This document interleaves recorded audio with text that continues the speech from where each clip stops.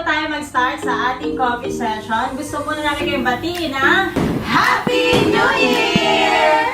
Okay, so bago tayo mag-start sa year 2021, for this coffee session, mag-look back muna kami at magre-reflect for the year 2020. Alam naman natin ang year 2020 is the year that everything changed and for sure everyone will remember. Okay, so let's start!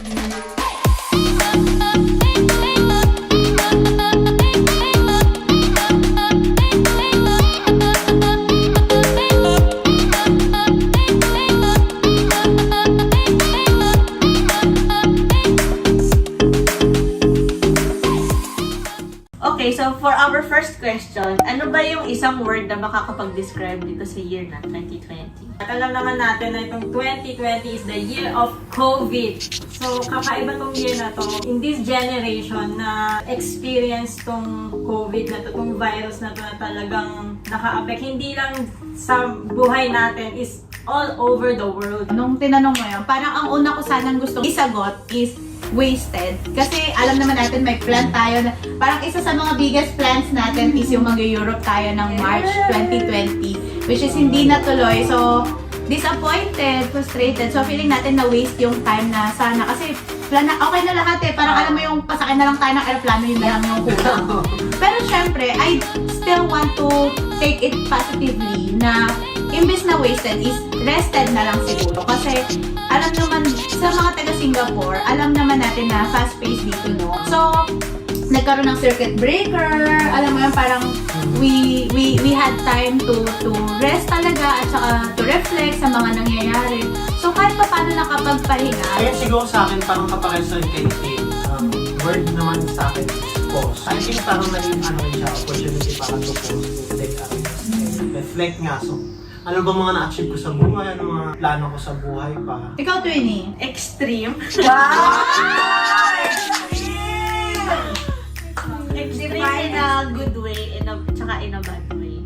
Nag-stop tayong mag-work, like kami kasi sa construction kami. So from busy, extreme na busy kami, naging extreme na parang lilo. Kasi nga na-stop yung mga construction. And then after nung medyo na-regularize na yung bumalik naman yung maraming trabaho. So, naging extreme na naman yung paghabol namin dun sa schedule and sa work. So, yun. Yung work kasi namin 24/7 siya eh, yung operation namin. So, hindi rin namin nakalain na pwede palang mag-work from home. Tapos lahat talaga nag-adjust. Pero pwede ko rin sabihin kung i-describe siya in one word is grateful. Grateful kasi sa kabila ng lahat na nangyari, parang hindi ako na-apektuhan yung work namin. Tapos yun, yung sasawad din hindi na-apektuhan. Kahit na during the pandemic pa, nawalan ako ng mga staff, tapos nakasurvive pa rin ako. Ayun, so grateful pa rin kasi ayun. Ano yung biggest lesson na natutunan mo ngayon? Be grateful sa kung ano yung meron tayo sa ngayon. Kumbaga, i-enjoy natin siya. Kasi, parang, ang daming nangyari na naisip natin na, ano ba yan? Frustrated tayo sa mga nangyari, diba? Pero, parang, during this pandemic, this 2020, na-realize ko na may mga bagay na hindi ako nakikita, hindi ko napapansin, na meron pala ako. Until the time na nakita kong nawawala na siya sa ibang tao. Yung work. Diba? Hindi mo siya mapapansin kapag nandyan pa siya, tapos nakafocus ka masyado sa plans mo. Extend ko lang yung sinabi ni Tin. Kasi di ba, like, meron naman tayong plano every Shopee 11. Shopee baka naman! sa Shopee. Ayun, i-extend ko yung sinabi ni Tin. Kasi di ba, yearly, meron naman tayong mga plans. So, what I've learned is, imbis na get what I want or what I want to accomplish this year, I learned to appreciate what I already have. Like, now I have a special group of friends. Oh! I can call my family. So, yung work, yung family na appreciate ko na yung family ko, hindi sila na-apektuhan ng COVID, yung health nila is okay. Saka, natutunan ko rin yung mga bagay na yung mga hobbies na na-incorporate ko nung circuit breaker. Bumalik sa akin yung pag-aaral ko ng gitara, tapos nag-learn ako kahit pa paano mag-bake or magluto, kahit na ako magluto. So, ayun yung mga natutunan ko. Parang yung natutunan natutunan ko kung gaano kalaki yung importance nung ginagawa mo in relation dun sa nakararami. Ano, hindi ko basta ma-conceptualize eh. Parang ano ba yan? Social responsibility. Ayun, yan. Social Ah. responsibility. Kasi kung titingnan mo yung sarili mo, di ba? Parang sa tingin mo, parang isa lang naman ako, hindi naman makaka-apekto sa marami. Pero nung nag-COVID, di ba? Parang ikaw hindi mo ginawa yung part mo na magkaroon ka ng proper hygiene or gawin mo yung mag-cover ka ng mask, keep social distancing. Pag hindi mo yung ginawa sa sarili mo, ang daming taong maapektuhan. So kahit maliit lang sa tingin mo yung part mo, pag ginawa mo siya ng tama, magiging malaki yung effect niya sa iba. Ano yung greatest achievement nyo na proud kayo for this year? Actually, yung matagal ko nang gustong gawin, alam ko nakita ng Ricardo, yung kind of act of kindness na gusto ko talaga gawin. Nasa vision board ko yun.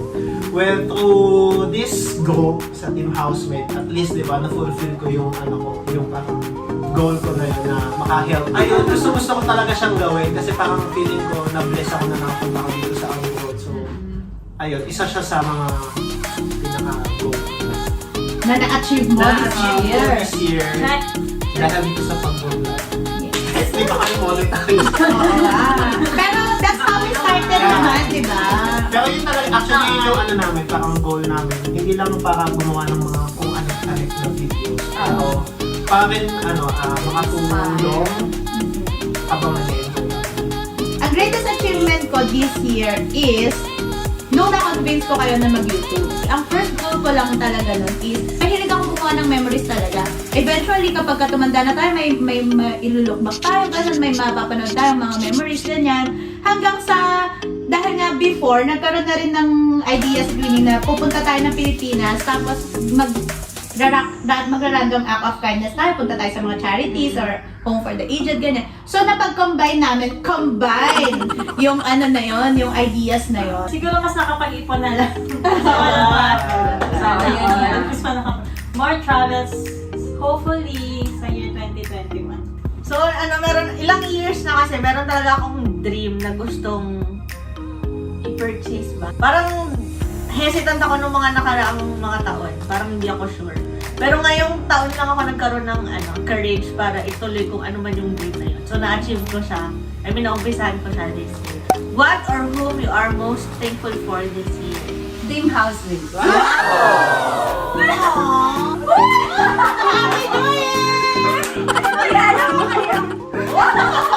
Actually, pag kinakwento ko kayo sa ibang mga tao, dahil ko sinasabi yung family ko, kapatid ko sa mga Ibang nanay. Tapos, yun, parang proud din ako sa inyo na kasi grabe yung yung friendship. Ibang level na talaga. Hindi mo naman kinakalimutan after. Yung kaya na natin basagin yung isa't isa nang wala tayong pakalam kung ma-offend ka, gano'n. Weh! Weh! Wait lang, may pa-flash akong picture dyan. Bigyan tayo. Hindi kasi ako gano'n. Oo. Yung may one time na napikon ako, ayan, flash ko na ng picture sa itsura ko. lang ba? Ilang beses yun na. Yung isa, kasalanan nyo yun. Ayun na, tas ganyan pag may konting alitan. Pero hindi naman yan tumatagal, saglit lang yan. Parang, Away ka pa oo, away ka pa sila, tapos magbabati na ulit.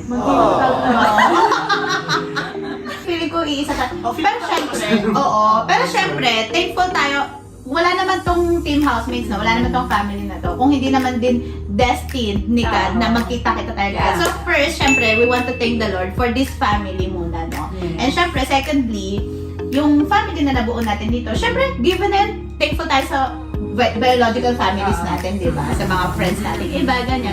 Pero eto talaga yung, siguro this year, talagang mas naging impact tayo. So, feeling ko common naman yung answers natin. Push ko na yun, pilit ko na naman. What do you want to achieve next year? Uy, ako Ano naman ang isang gusto i-achieve? Gusto ko lang i-achieve this 2021 or as kung hindi pa possible sa 2022, matuloy na yung travel namin sa Europe. Kasi talaga, yung sigaw lang hindi pa tinatanggal yung mga damit niya sa maleta. Sana naman. Una siguro, doon nga sa pinag-aaralan kong other investments. Siguro sa akin, yung account ko is papunta na sa premium. Wow! Gusto mo maging achievement. Sana. Ayun, tapos siguro sana magaya ko yung ginawa ni Karen this year. Yung investment na pinush niya ngayon. Sana makakuha ko this year. Ayun. Mabayaran ko na ng fully paid yung bahay ko. Ayun yung gusto kong ma-achieve next year sa 2021 ha. Sana, Lord, wala sana mangyari na at yun. Yun lang. Yes. Yun yung nilook forward ko talaga ng 2021. At least kahit pa paano makapagpahinga. Oo nga. Matanggal yung isa sa biggest burden mo Correct. financially. Oo.